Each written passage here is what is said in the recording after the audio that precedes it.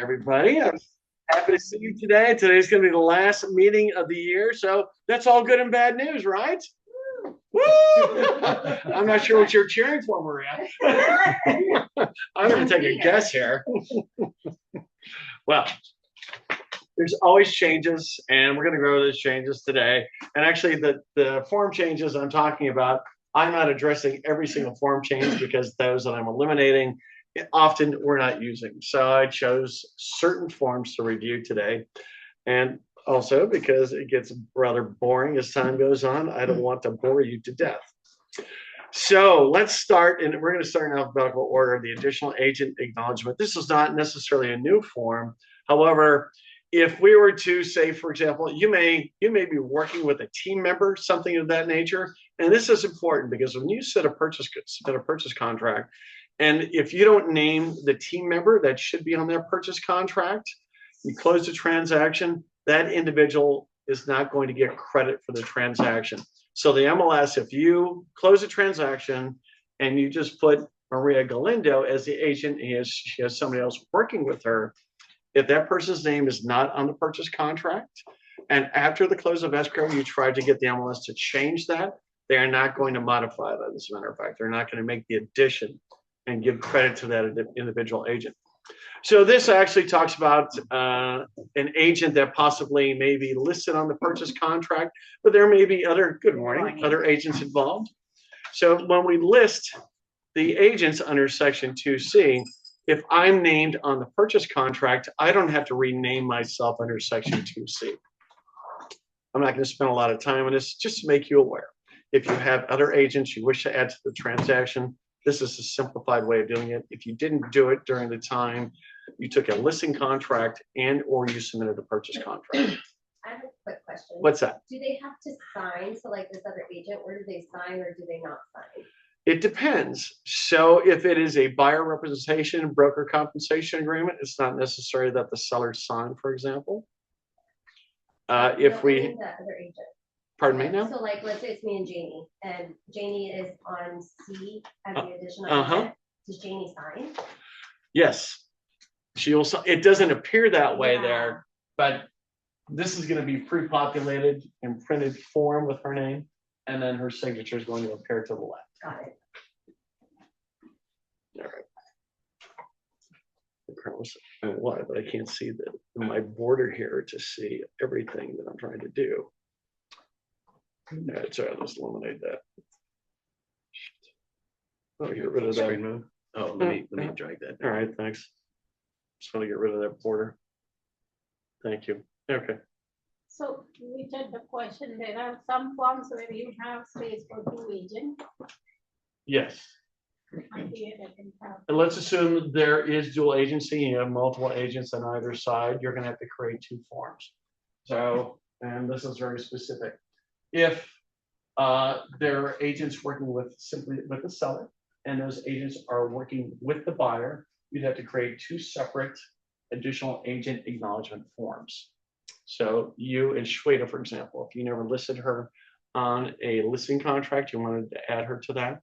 And then likewise, you're representing the buyer. If you signed the purchase contract and you never listed her, then you would have two separate forms to accommodate that. Is the additional agent required to sign every form that requires an agent? No, you're not. Good question, as a matter of fact. I know where you're doing that.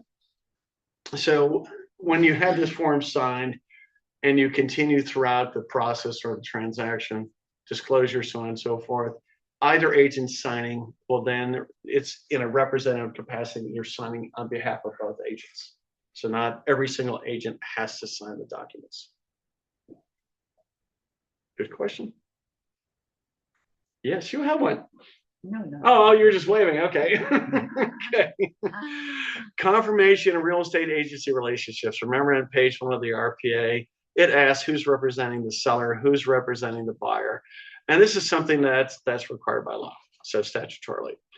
In the event those boxes are not completed properly, confirmation of agency or real estate agency relationship form AC is required, as a matter of fact. So it's just, once again, just going to confirm who's representing who. Bring that up. Rich, why we need a confirmation form? Isn't the, Because California law requires it. oh, okay. The RPA will accommodate that if it's filled out properly. And let's assume you state that the listing agent is representing the seller and maybe you're representing the buyer. As long as it's filled out properly, the AC form is not required. Okay. But if it's not completed properly in page 1 of the RPA, section 2, then you're going to have to complete agency confirmation for Form AC. How So do the we know- RPA, How do we know the sign is proper or not? well, one of the two agents better have a good idea, you know, if they check the right boxes or not. Plus, you as the agent, you're required to even sign the last page of the RPA, not as a principal to the transaction, but just to acknowledge confirmation of agency. Sometimes an agent will only put the brokerage name and not the agent, or sometimes they won't check the box as to who they're representing, Okay. and that clarifies it. Yeah, and you know, if you're submitting an offer let's face it, for the most part, you should be using MLS Connect, and it will populate the listing agent's information into the purchase contract. You're going to save yourself a lot of time. And then you should also be aware on page 1 that you're filling in the information as to who you are, the broker's license number, and your individual license number. And also checking the appropriate boxes to who you are representing. This is not necessarily a new form, but agent commission sharing agreement. We do have individuals in the office that are working together. And guess what happens from time to time? People have disputes. So I would ask that you do one of two things. You complete this agent commission sharing agreement on a transaction. If you're a member of team, it's already spelled out because you're subject to a team agreement. But if you're working with somebody on a transaction, or you want to work with somebody for the next year, it's ideal that you complete this, and I can help you complete that. If not, at minimum, you should be submitting something to me in writing, because when a dispute exists, then I have to make a decision, and you may not like the outcome. So let's always document everything. It's not that you're not great friends with each other, but it's easier to resolve disputes in advance as opposed to after the fact. Not a big deal there. Buyer counter offer. So a couple of things, obviously not a new form, but I just want to mention certain aspects of the form that really had not changed. Section 1A, the liquidated damages and arbitration of disputes paragraphs. So if when submitting a purchase contract, everyone that's a party to that purchase contract must either initial the liquidated damages clause and or arbitration clause. And if you don't, then you're required to issue a counteroffer to confirm whether or not you wish to include arbitration and or liquidated damages. Now, what's interesting about this, let's assume there's 4 people, 2 sellers, 2 buyers, and only 3 of the 4 individuals initial those clauses. This states that you must continue, you issue a counteroffer. And remember, if the purchase contract is not fully initial, or if the intent of the parties is still not included, realistically, you don't have a completed purchase contract. So it's a way for somebody to get out of the agreement. So be sure that you understand that. And then section 1B, the down payment and loan amounts will be adjusted in the same proportion as the original offer. So what is that saying? If I submit an offer for $1 million and I'm putting 20% down, if the resulting purchase price after negotiations is $2 million, I'm going to be obligated to be putting $400,000 down. So the down payment and the loan amount, if assuming there is a loan, will adjust accordingly. However, the initial deposit will not change. So I made an offer for $1 million. I said I'm putting $30,000 down. If the final purchase price is $2 million, unless you include that in a counteroffer, you're only required to put $30,000 down. Section 1C, it's rare that we see it. It talks about the appraisal gap. So when someone submits a purchase offer and they agree to accept an appraisal less than what the purchase price is, let's assume I submit an offer for $1 million, and then I'm just saying I'm willing to go forward. The appraisal comes in at $50,000. That difference is deemed to be the appraisal gap. So if the purchase price goes up to $2 million, it only has to appraise for $1,950,000. Assuming I use that section of the RPA. It's a rarity we see anything like that. Now, Can you Just, go over that? of course I can. So in section 3, I think it references it specifically in here. 3L2, which is the appraisal. So we don't waive our appraisal contingency, but in a box it says, I'm willing to go forward with the purchase of this property if it appraises for something less than what I've offered. So I've offered $1 million, but maybe I'm willing to accept an appraisal of $950,000. Oh, So the difference between these two is called the appraisal gap. So that $50,000 is going to be applicable to any final purchase price that's accepted between the buyer and the seller. And then the buyer's required to come in with that additional 50,000, right? Well, that's, it depends how it appraises and the lender, so on and so forth. But realistically, they may have to come in with the additional money. They're probably counting on it appraising, but if it's a very competitive market, which we don't seem to find today, as a matter of fact, then it probably just doesn't matter. They may have to come in with that additional money. And then sections 3, 4, and 5. So we're looking at the buyer counteroffer, and this is nothing new, but I just wanted to review this. Section 3, buyer makes his counteroffer on the terms above and acknowledges receipt of a copy. So the buyer is going to submit a counteroffer. However, acceptance, let's assume the seller, because remember, the validity of the buyer counteroffer is good for 3 days following the date of the last signature. So maybe on day 5, the seller signs the buyer counteroffer. So that's section 4, but the counteroffer has expired. So in the event we do that, then the buyer has to sign one more time in section 5, and they must do so within 3 days of the date of the seller's last signature and return the buyer counteroffer to the seller. Listen, the buyer submits a counteroffer. It expires. The seller makes a decision to accept that counteroffer, so they sign section 4. But it's 2 days after the expiration date. What do? We sign it. We send it back to the buyer. The buyer then signs section 5, and they must return it to the seller within 3 days of the date of the seller's last signature. So the form actually accommodates transactions of which we see often transactions expiring, or the offer has expired. So does that make sense to everybody? I want to make sure we understand it. Calendar day, business day, nothing. 3 days.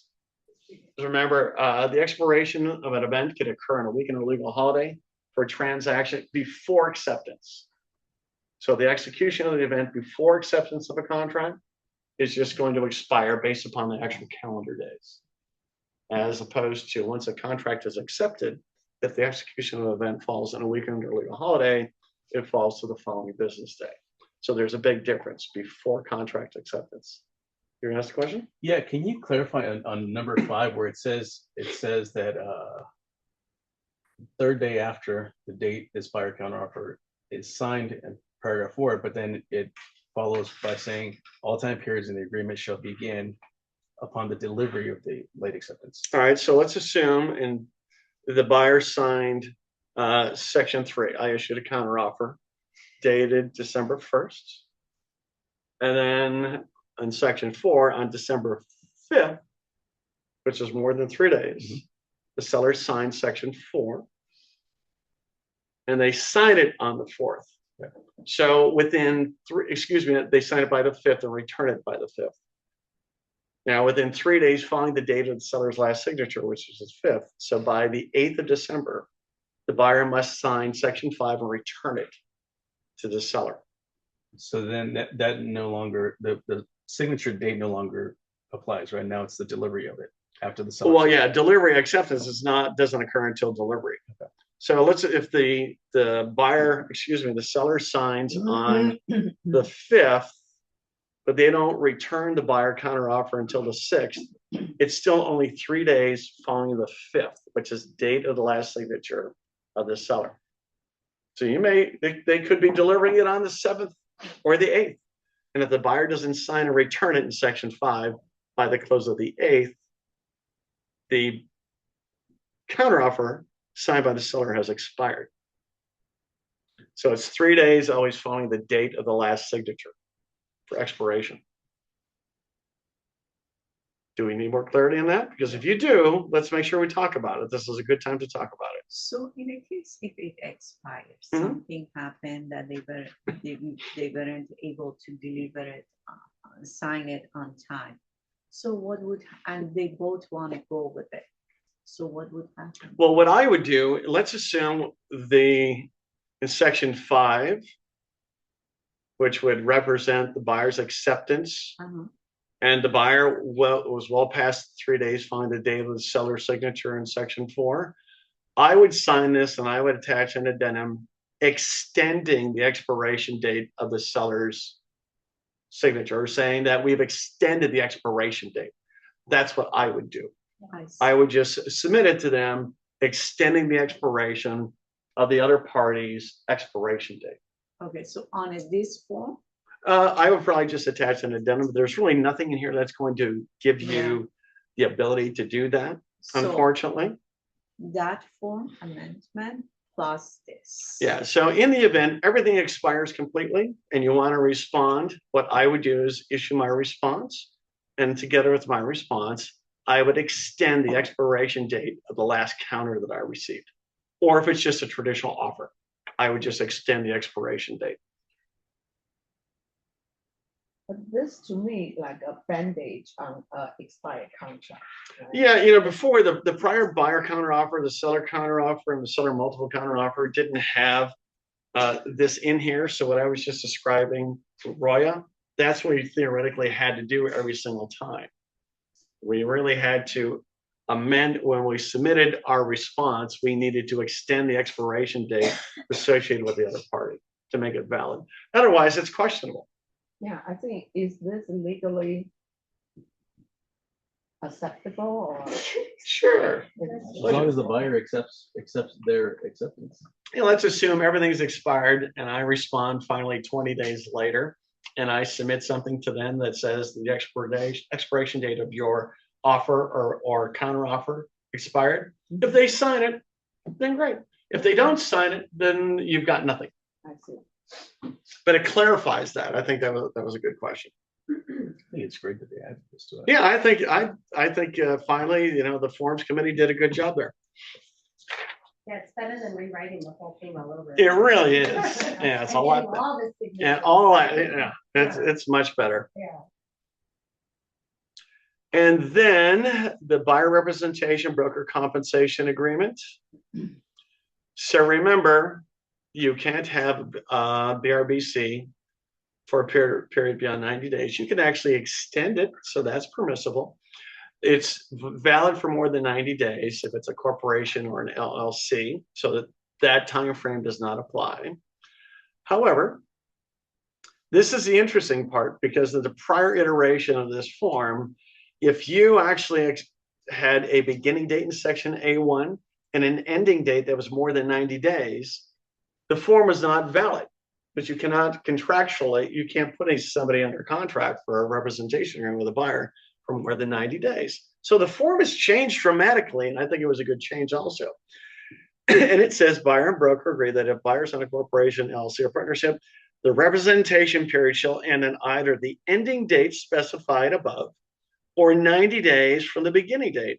So let's assume I had a beginning date of December 1st, and I made a mistake. And I said the ending date was June 30th. Previously, that contract was not enforceable. Yeah, However, this language now changes it. It just says it's only valid for 90 days. No matter what. Even though I made a mistake when completing the BRBC, from my perspective, the buyer's not held to a contractual obligation for more than 90 days. So this language still is valid.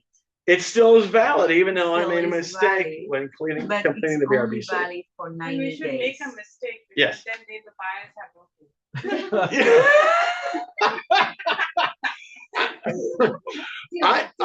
I even wonder if you need to put an ending date in here.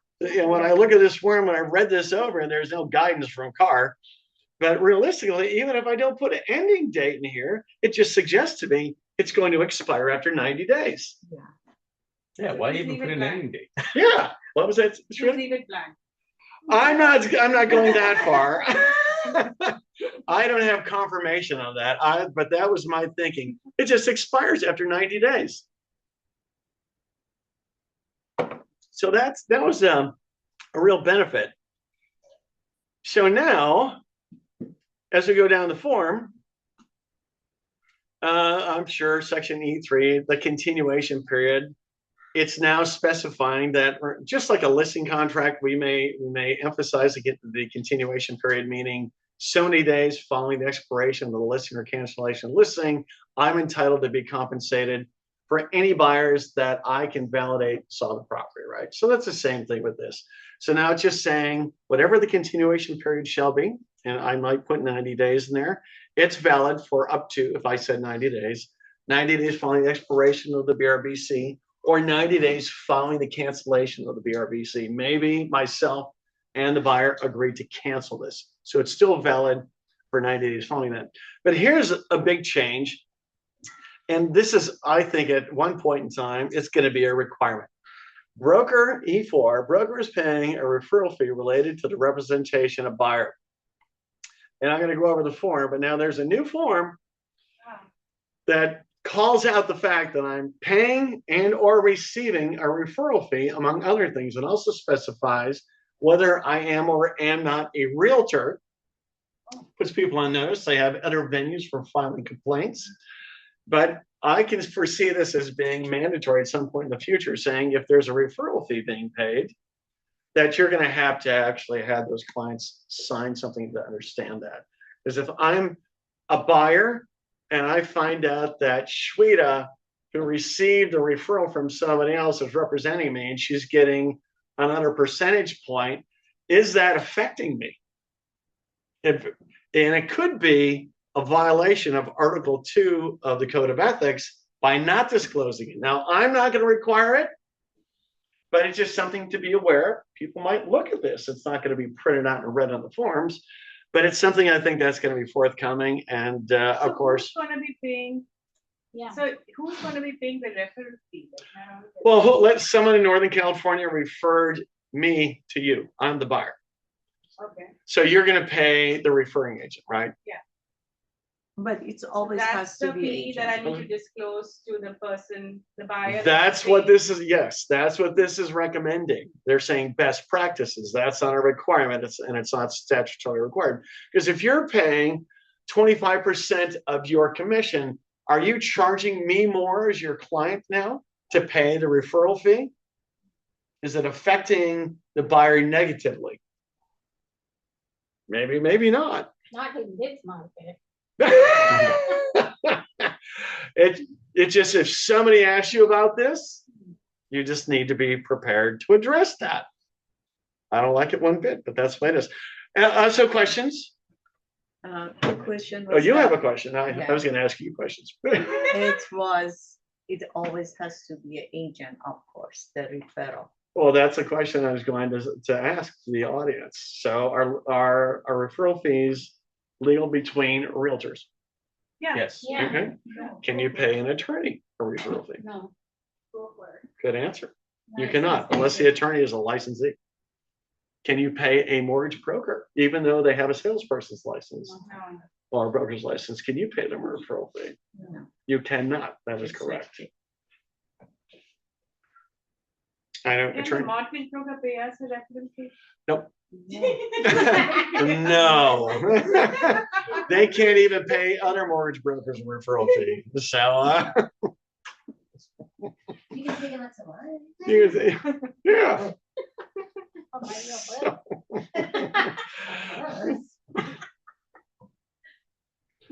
So yeah, a lot of times attorneys say, "Oh, you can pay me a referral fee." Well, if you're not licensed, I can't pay you anything. Can you keep it on the side? You can pay. You can do anything you want on the side. I don't care. Let's see. I want to see if there's any that's really critical in here. And it's, yes. So when referral fee to the real estate broker, right? I'm sorry. What to? That agent broker can Right, you can only pay the realtor's broker. You cannot pay the agent directly unless they happen to be the broker itself. Excuse me, does it specify the amount or just the name of a person who is getting the referral? Oh no, the form that I'm going to show you specifies the amount. Of course, we want full disclosure so nobody makes any kind of a complaint, right? So yeah, not required. Yeah, just it doesn't end. It's just going to get worse. It's just weird. So anyway, it's good because if you pay a referral fee, it's to your advantage that the person see it. So they don't. How does that give you an advantage? Yeah, how's that? Because if someone refers someone to me, when I am paying that person, so the buyer knows that I am not getting all the commission. I see. I guess that's your selling point. That's a good point. That's a good way to present it. So they cannot expect that much. The other side is I'm your client, and am I having to pay you more so you can pay the other agent? No, but at least, sometimes this is their mindset that, oh, you are an agent, you make a lot of money, and it's your obligation to do this. So when they know that I am paying a referral fee, so maybe there is expectation. I think you've expressed that very well. I like it. If I was a buyer and I heard that you're giving 25% of the commission that I'm giving you to someone else, I would say, why don't you just discount me the 25%?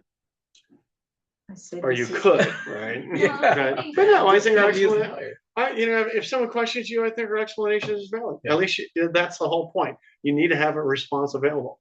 Yes.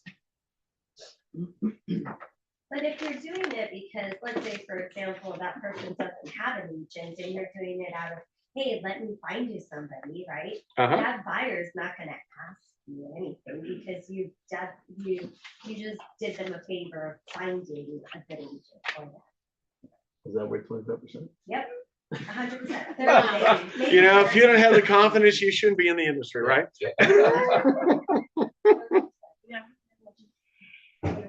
But those are all good points, and I think that's, for me, it's very helpful to hear what you would respond. I like that.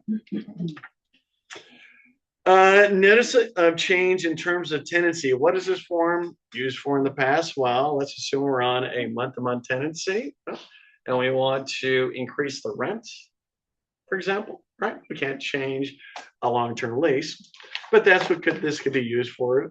Or could be other terms, for example. However, now California law as of January 1st requires that not only the landlord provide a stove that's functional and is maintained by the landlord, but also that a refrigerator is provided.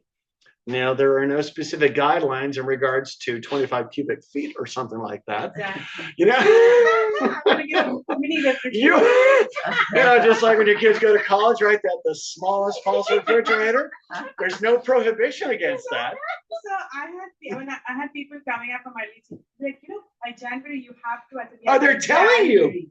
Yeah, they told me. I said, yeah, I know it's by January. And it's better that you get your own right now because at this point, the landlord may even be providing you tiny refrigerators that may not be sufficient for you. So see, now we all have a response. So it has to be a fridge and stove. So like if the stove breaks, fridge breaks, like you got. You have to, right. It's up to the landlord now to maintain that. I know washer dryer. Washer dryer, we're not there yet. I'm sure that's coming. All right, free rent's next. No, California. Yeah, it's California. Include a massage chair. Yeah, massage chair. That's all right. So, but the notice of change in terms of tenancy, let's assume something's on a month-to-month tenancy, the tenant was never aware. Well, now remember when you notify them that rents are going to be increased. Well, here's this notification once again. Hey, guess what? You're entitled to a refrigerator. And if you chose to use your own initially, and you change your mind, giving 30-day written notice to the landlord now has to provide you with a refrigerator. So we are not just able to send them an During the email year, that this would be your new premium? It has to be always, No, I'm not suggesting that. However, I don't know if it's a requirement that this disclosure be on there, but if we're going to use the car forms, unfortunately, that's going to take place. But remember, let's assume we're going to increase the rent on a month-to-month tenancy. Delivery is critical in regards to we have to hand deliver it or handle and make the attempt to deliver it in person. It has to be done in person. So a change in rents is if you send something via email, it's not is invalid. acceptable. So if a landlord increasing the rent, it has to be hand delivered. Hand delivered, if not posted and mailed. So there are specific requirements, and it must be signed by the landlord, not signed electronically. So it has to be, you mentioned posted and mail. It means Yes. I have to email it. You And can, also emailing, I'm going to show you the form itself. Emailing a notice does not satisfy the requirements of the civil code. wow. So it has to be a specific form. It doesn't have to be a specific form. The form itself is not statutorily required like the transfer disclosure statement. However, the form of delivery is required by statute. Yeah, but when it gets mail, how would it be? So we can just mail post it and mail. So post it on the door and mailing. Now it suggests first class mail. I don't think I could ever rely on first class mail. You'd want to send it at least registered, or if you send it registered with a return receipt, which is not required. People rarely ever sign those things. So I would at least send it registered so you get a receipt and post it. Yes. on their door. Yeah. What? Oh, why can't you just talk on the phone and discuss it and say, okay, It's not, I'm just telling you, it's not enforceable. You can have any discussion you want and say, hey, I'm only going to raise your rent 8% as opposed to 10%, but it's not enforceable. And then after we agree, if you get the paper signed, it's still not enforceable? Well, if they sign it, you're still giving them the paper, right? You're delivering it. E-signatures. No, No, wet signature. Really? really. You can have a lease. You can have a lease agreement signed electronically. That's acceptable. But the notice of change in terms of tenancy when increasing somebody's rent, for example, this form, it's required by statute. That delivery is of a certain method, and you as the landlord must sign it. Okay, so many landlords, they are not aware of this. I'm sure they're not. That's where they need you. Yeah.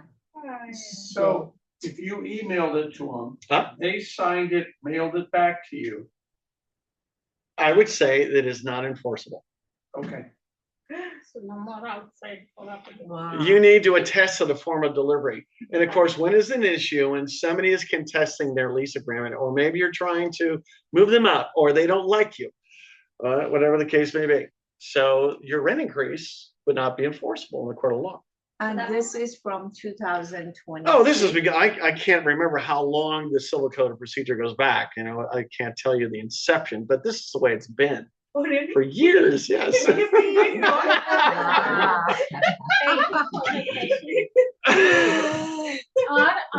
what if at the time of renewal, you are signing the renewal and that extension has to be there. The extensions I'm saying that's not a notice of change in terms of tenancy. If you extend a lease, Yeah, I would say that would be acceptable. okay. But if I'm just unilaterally amending the lease agreement, that is not acceptable. Oh, the extension is fine. The extension would be fine. Correct. It's just unilateral change. Correct. A unilateral change in regards to a month-to-month tenancy. Month-to-month. Exactly. Right. And that month to month can be result of not extending originally. Right. You might allow it to go to a month-to-month tenancy. As a matter of fact, you accepted the rent on month 13, say, in a 1-year lease. So now it's a month-to-month tenancy. Yeah, otherwise you have to write another contract. Yes. And, keep that in mind. As a matter of fact, remember, if you allow, and this is where mistakes are made, you may not somebody says, I want to stay in that property for 1 more month because I'm moving, my house is being built. Don't allow it to go to a month-to-month tenancy. If you're going to allow it to go from that 1-year lease to 13 months, for example, extend it. Because if you allow it to go to a month-to-month tenancy, now to terminate the tenancy, you have to give them a 60-day notice. And they only need to give you a 30-day notice. So just extend the lease itself. So there's a definitive termination date. But if it's a contract, it's not, it's like a 1 year, you don't have to give them 60 days. You have no obligation to give them any. The obligation you have is to give them notice of a pre-move-on inspection that must be performed no sooner than 2 weeks prior to the expiration of the lease. So for instance, if you do have a tenant in a property and he was there for a long time, and it's month to month because 1 year was over. So now you can send a new contract to him. You can. And ask him to sign with the new amount. And then it's from 1 year to 1 year. So every year you can extend that instead of just changing the law yourself. You can. However, if the lease agreement proceeds, I would say July 1st of 2020, and it's not unusual, I can assure you that they have not signed the rent cap and just cause notice.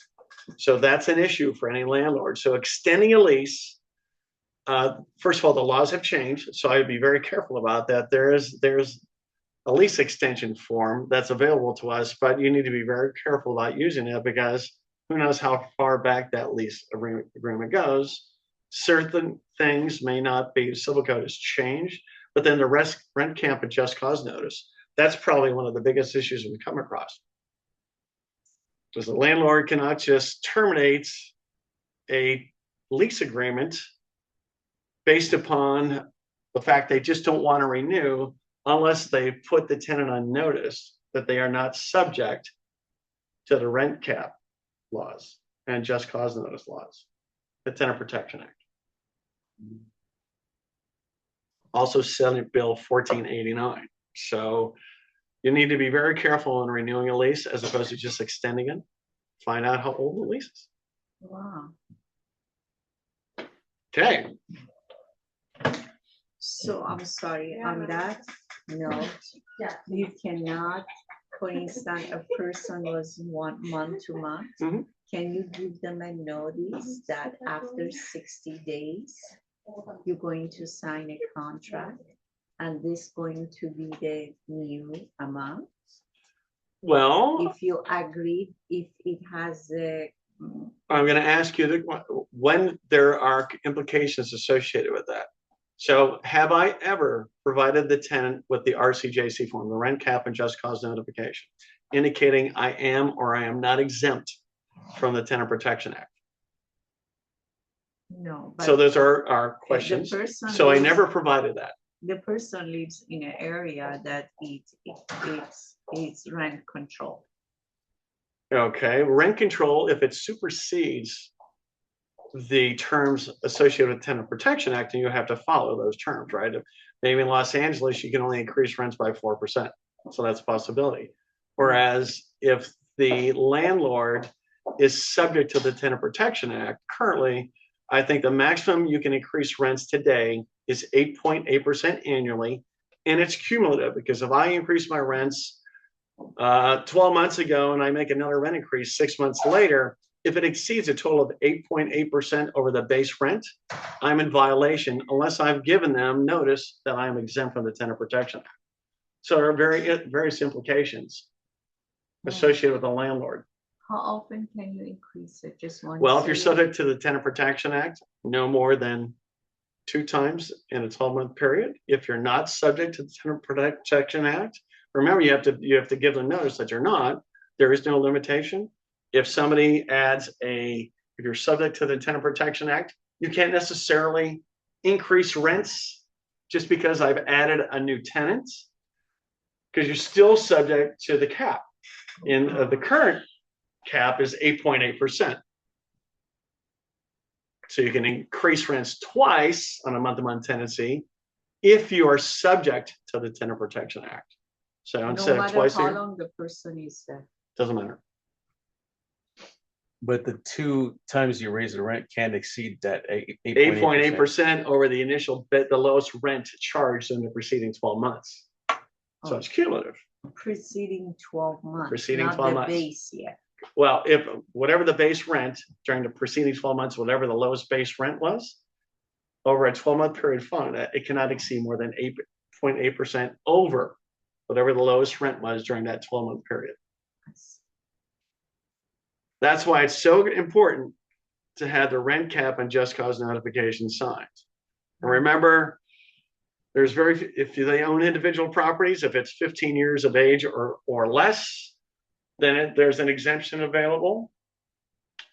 If it's older than that, unless if it's an individual revocable trust, they actually can take advantage of the exemption. If it's a corporation, they cannot take advantage of the exemption. Nice. And if it's more than one alienable unit, the exception would be a duplex in which I occupied one of those 2 units first. The tenant moved into the other unit subsequent to my occupancy. Then I'm available, or the exemption is available to me.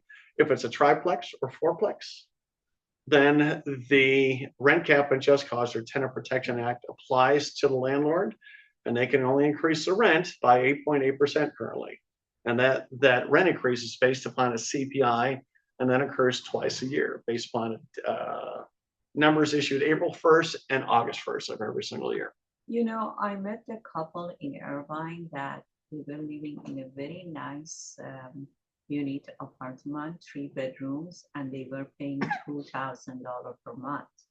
And I was surprised, but they said they are part of the, term that they cannot increase the premium. So that would.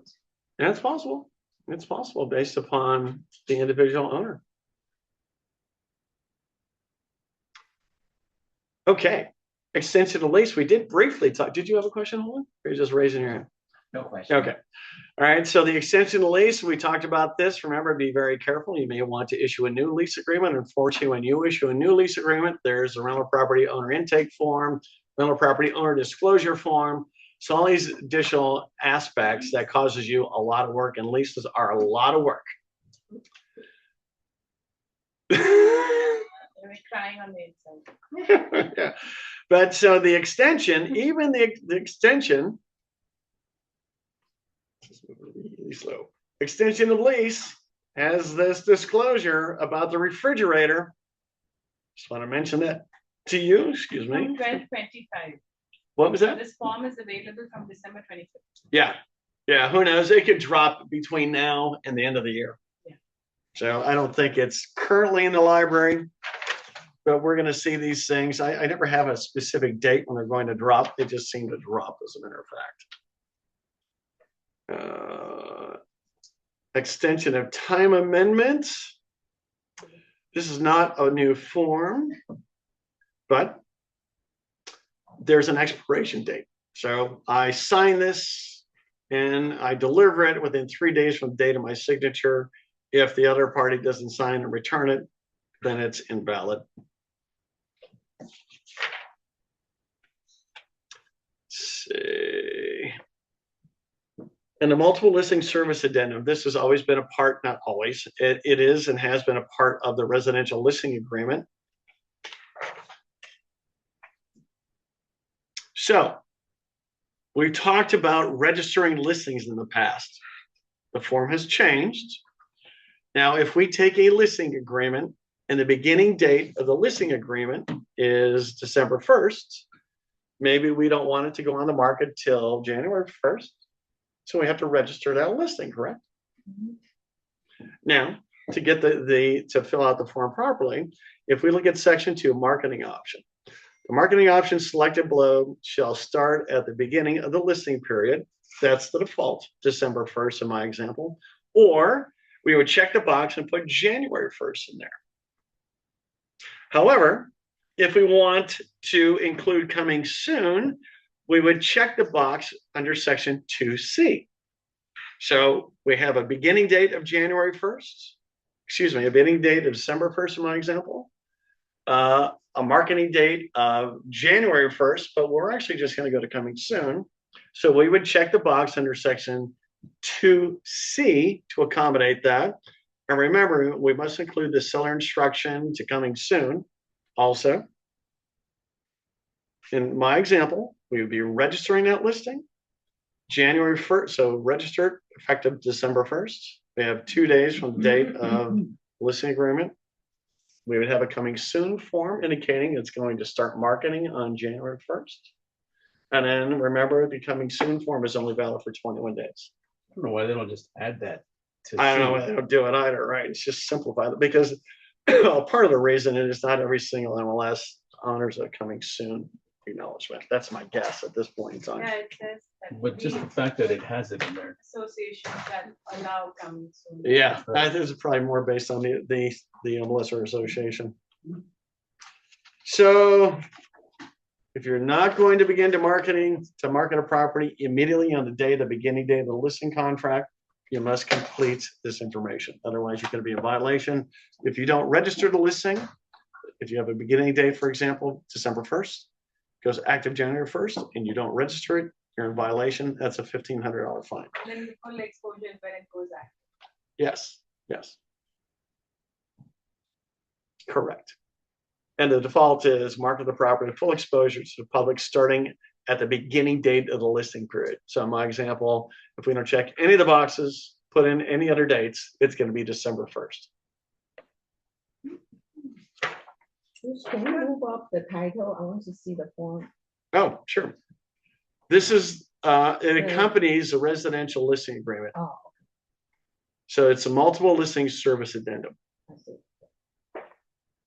So if you pull up the RLA, you'll see that this is falling in that packet of documents that you're completing.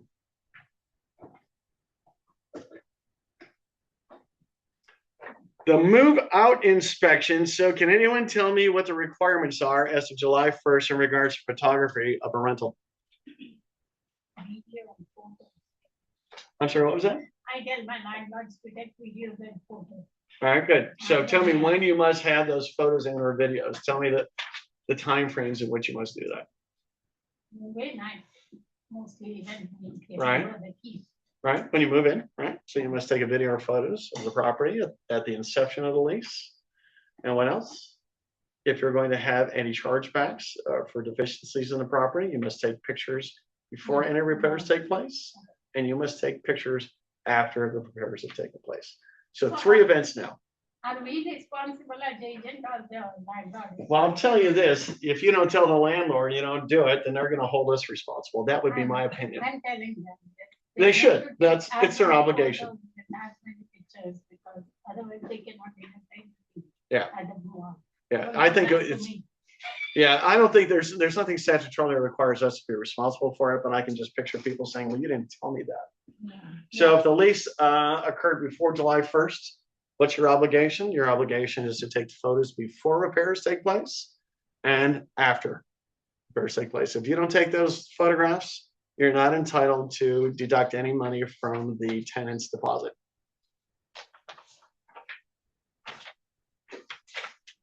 What about the leases that are signed before that date, but people know? The obligation, once again, is to take pictures before any repairs are completed and subsequent to the completion of any repairs. So you don't, if July 1st is a cutoff date where you must have pictures at lease inception or before they occupy the property. Oh, no, like if I have some tenants in properties for clients from 2022. Uh-huh. They move out in 26. Right? The moving form is just on paper. Right. If there are no pictures, how will that be determined? Well, you're not obligated to have pictures for a lease that was initiated or commenced prior to July 1st. Okay. So you just need then, instead of 3 sets of photos, just 2 sets. And if you're not going to charge them back for anything, then you have no obligation to take pictures. Let's see, bless you. The move out inspection form. So this talks about the timing of the photos that we just addressed.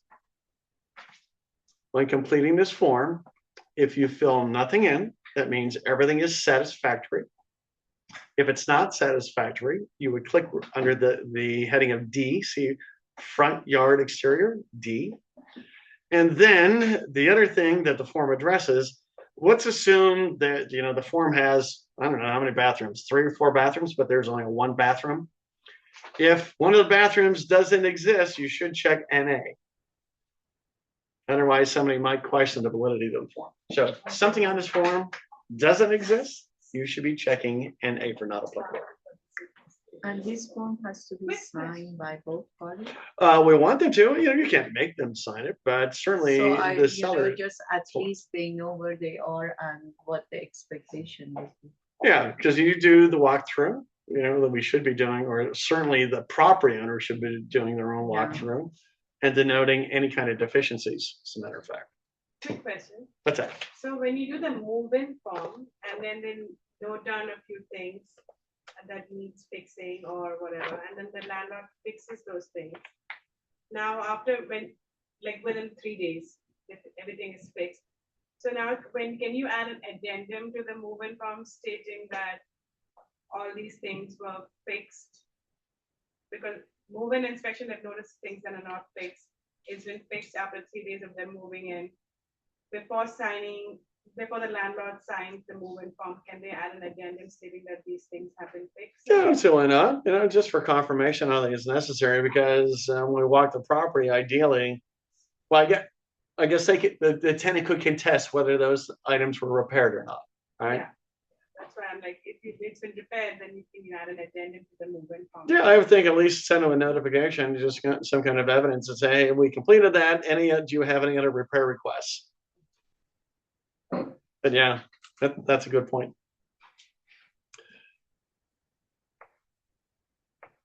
And then, and this is nothing new, but I thought I would just go over this quickly. Notice of right to inspection. Prior to termination of tenancy, remember if a lease is going to end or it's a month-to-month tenancy, which they gave notice, they have the right to a move-out inspection no sooner than 14 days, or you can perform a no sooner than 14 days. If they don't want one, then you don't have to do it. But if they want one, you just have to make reasonable accommodations to try and accommodate them. And if they can't accommodate your time frames, then you just do the inspection anyway. But here's the interesting part of what's taking place in regards to leases. Section 10. Housing provider shall return any remaining deposit electronically if tenant is the sole tenant, tenant electronically paid their security deposit or rent, and tenant previously provided their bank financial information to a housing provider or is providing it below. However, if there are multiple tenants or no payments were made electronically, tenant may request that housing provider electronically return any remaining deposit or the statement of security deposit used by checking the applicable box below. So what is that saying? If the tenant's been paying their rent electronically or initiated or remitted their deposit electronically, they are entitled to return of their funds electronically upon within that 21-day time frame following the time the tenant vacated the property, assuming there's anything remaining. If there's multiple tenants, the landlord can just issue one check, one joint check to everybody. They would name everybody on the lease. 10 people on the lease, name them all, and they can all sign it.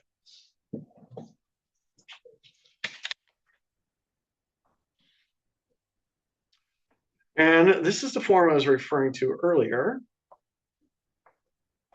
Realtor acknowledgement and disclosures. Now, this is not mandatory. We are not asking for that. But this is a form that's being referred to in many documents now that if there's a referral fee being paid.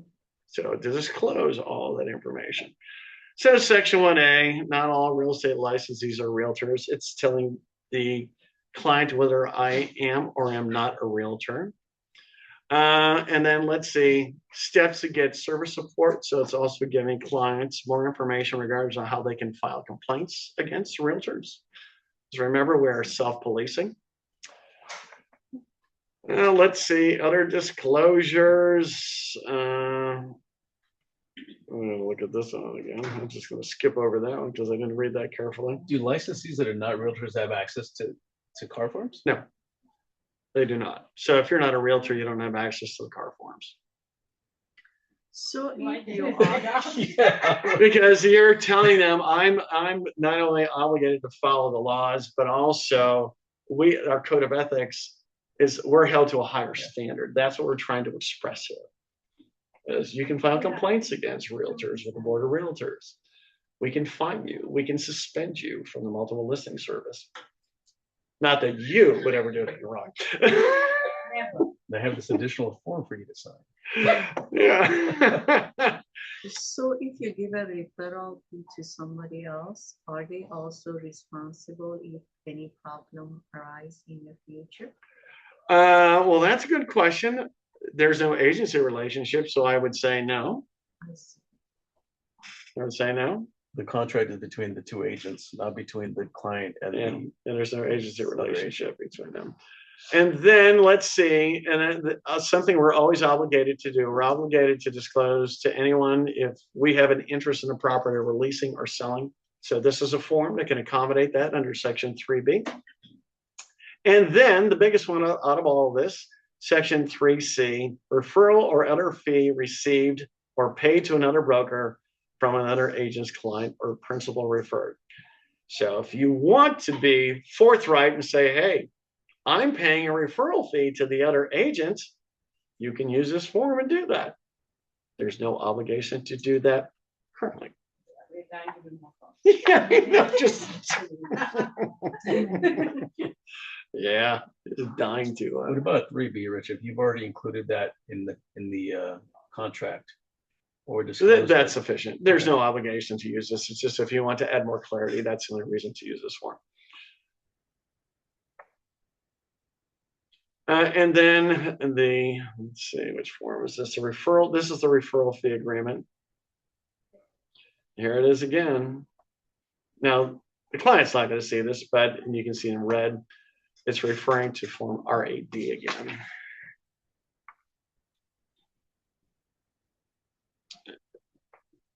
Then the residential listing agreement.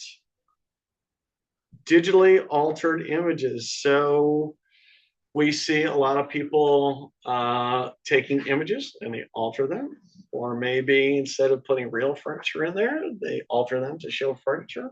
So now you're going to have an obligation to have the availability for a reader to go to see the actual unaltered digital photos. I don't know exactly how that's going to work. So what they are saying, when you do have a digital stage, you have to put the picture of that and also the picture of vacant. That's exactly what it's saying. Correct. How dumb. Not virtually staged, not staged. Virtually staged, Yeah, right? not Yeah, staged. but that's the point. We're saying much more virtual staging now.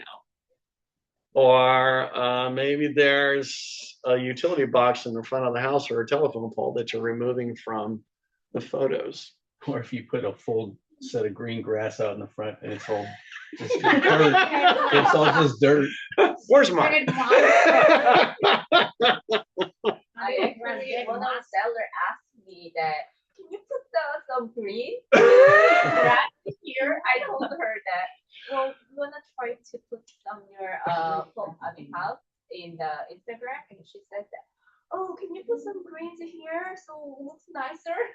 Sure, I can do it, but I have to make the original photo available now.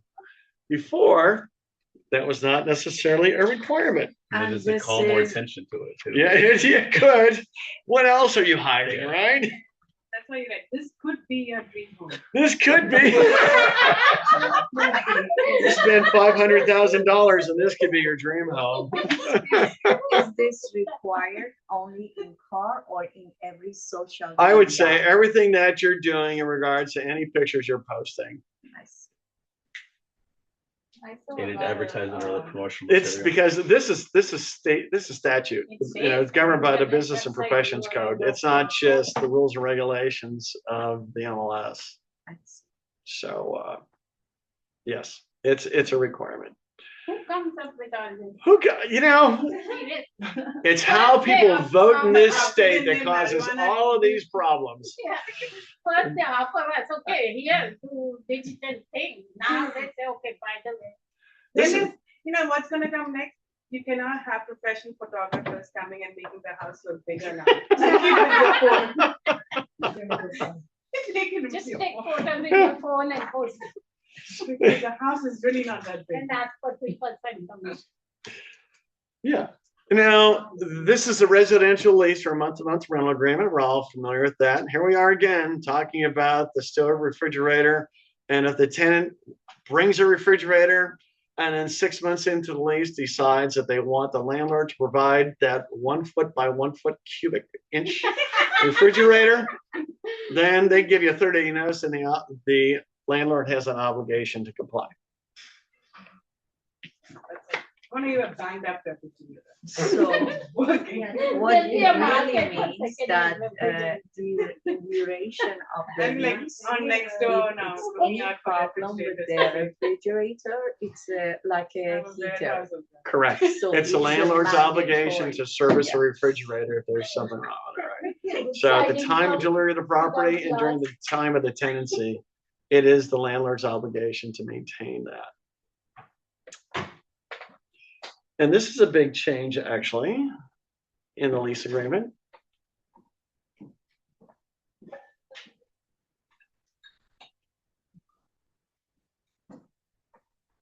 Over here, for the notice, we have to provide the landlord's physical address, right? For 33. Well, that's a good question. I don't know if I would say just because you don't fill that in, then that's probably not going to be a violation of anything. But realistically, everybody should be providing an address in which they can be served with a summons, for example. That's the whole purpose of that paragraph. Now, somebody may have an agent that they have retained as to service a process. So section 27, breach of contract. This is a common thing. But sorry, going No, back no. to that question. What's that? Uh-huh. You say there's nothing that tenant provides landlord in writing, do they? Well, they should be giving us notice of where we can serve them with a lawsuit, for example. And usually it's going to be where they're living or maybe where they work. Because if they move out, it's hard to find tenants. Not tenants, No, but no, the I'm housing saying the provider. housing provider. Oh, yeah. Well, you don't have to give your home address, but you're supposed to be giving an address in which you can be reached in the event the tenant sues. I give phone number and email. They accept it, great. It's not going to void the lease agreement.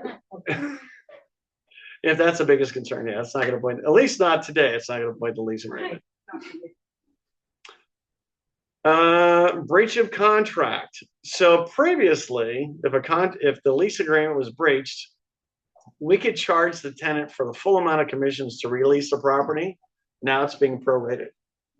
So if there's only 2 months remaining, you can charge them for 2/12 of the commission to lease the property.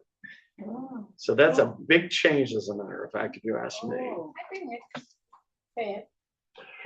Yeah, I guess I don't think it's unfair because it talks about covering the remaining portion of the lease term, right? The rental commission's covering the remaining portion of the lease term. Before it's just for the rental commissions. Yeah. Oh, Yeah, so that's a big change. yeah. I don't like it either. I don't know. Let me guess, you're a landlord.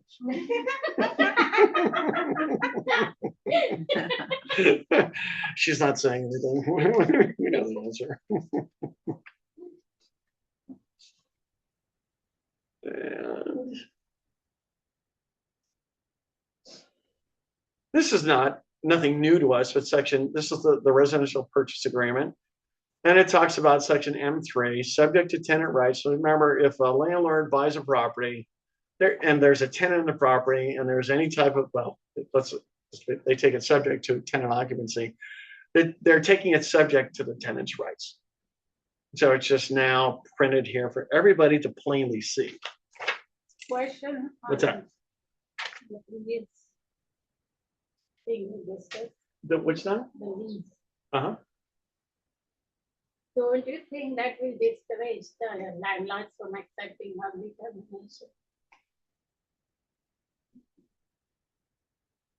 Oh, as to the chargeback of the commissions? Yeah. I don't know. I don't know if anybody ever reads that section of the lease agreement. I don't know. No one's. All my landlords, Yeah. no, all my landlords are asking me. Are they? They're asking you When- that. If tenant is contacting me and saying, oh, can we break, we have excuse, or Mhm. whatever it is. Then the landlord first question is, are they, what are the consequences? I used to tell, oh, these are the things. Yeah. Now, if I say no, by the way, it's only partial commission. Here's what I don't know. What makes me think that this change, it makes me think that the change was instigated because of our state legislature. I don't know that for sure. So if it's something that's not public policy, not you, because you're acting like an attorney, we theoretically could modify terms of the contract. But if it's something the legislature passed, then there's nothing you can do about that, right? It's void against public policy. Even if you modify the contract, it's unenforceable. So this is, I'm guessing it's because of our state legislature that this was implemented. I will confirm that. okay, Right. because otherwise the landlord can ask tenant if they're willing to pay the release fee, Yeah. can release them. Yeah, well, it also talks about mitigating the damages. So before, we already knew that if a tenant breaches the lease agreement, the landlord has an option, or excuse me, an obligation to mitigate their damages by attempting to lease the property as quickly as possible. And now that language is included in there. It talks about that's their obligation. So it's a part of the lease agreement too. So it's putting the tenant on notice that more tenant rights. I want tenants to read the lease agreement and sign it in like 10 minutes. I believe that. I can't blame you, man. I'll tell you, leases are just so much work.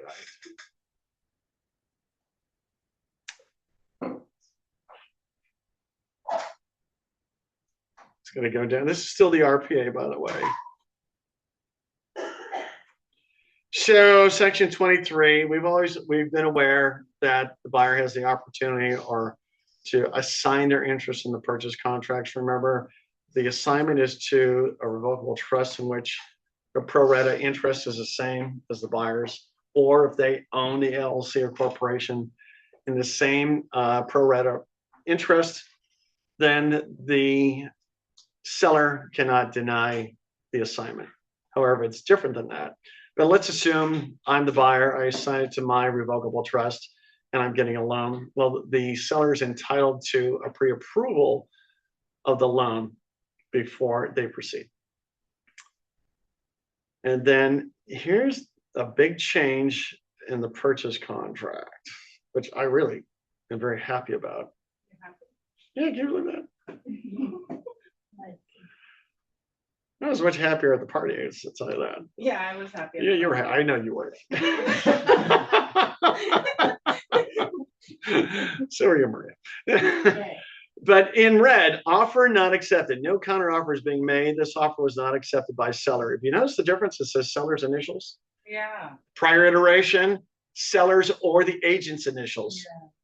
So an agent could have initialed this, suggesting that they did present the offer to the seller. Now it requires the seller's initials. And I think that's a very good change. You never should have given the agent the opportunity to sign on behalf of the seller if or when rejecting an offer per se. Yeah, that's a good thing. Yeah. So an email saying that the offer has not been accepted is not sufficient. They need to send this. Right. You just need to ask them, and they have an obligation to have the seller initial that. Doesn't mean they're not going to initial it, but Yeah. It's only if they ask for it, right? You have to ask for it. Ask for whatever you want to write. Ask for it, exactly. So now, the rental property owner intake form, also somewhere in here, talks about their obligation to provide a stove, and refrigerator. Let's see if I can find it. Just take my word for it. It's in there. There it is, section 22C. It talks about that. So I think that's helpful for landlords when they complete this form, when you're having a residential lease agreement completed. And then the seller counteroffer, it's no different than the buyer counteroffer. Remember sections 3, one of the parties signs, the other party has 3 days after the date of the last signature to sign a return. And if it's a late signature, then the other party has 3 days following the date of the last signature to return. If you want me to put that up on the screen, I can do that, but I'm just about done here.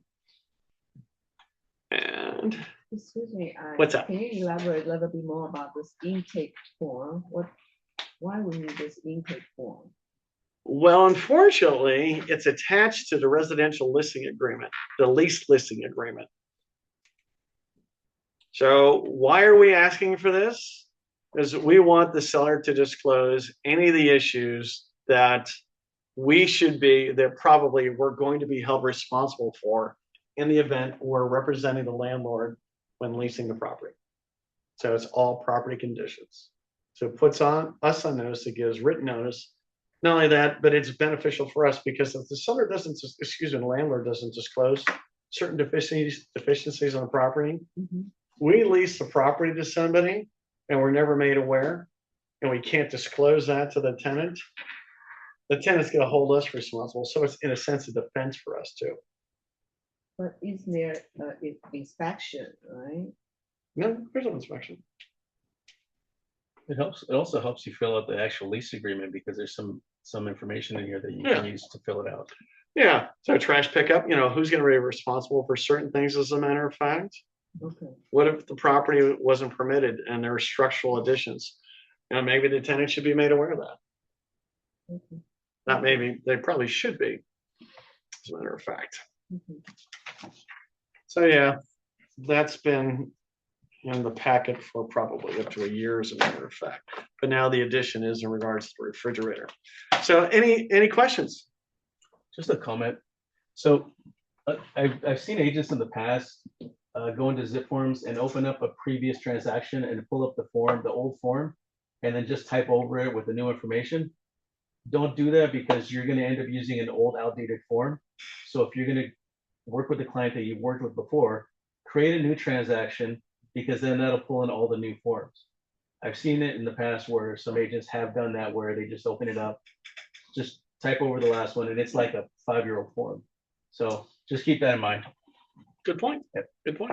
You would think it would just update, but the system doesn't do that. It keeps the same old form and then they just type over it. So it has the seller's name, it has their email, it has everything that they want to use. Yeah. But they just change the dates and the price. Good point. Good point. Well, any other questions, Sarah? Yes. So currently I am representing a tenant, want to buy a house. So this is the situation. So they signed 2 years lease, but they want to break the lease and move out earlier. And then because this situation, I have 3 questions. So they want to break the lease before expire. They want to move out a couple of months earlier. So I have 3 questions. One, so we all know like 21 days, they need not only the return deposit, right? So it's 21 days subsequent to them vacating. Let's clarify that. yeah. So my question is,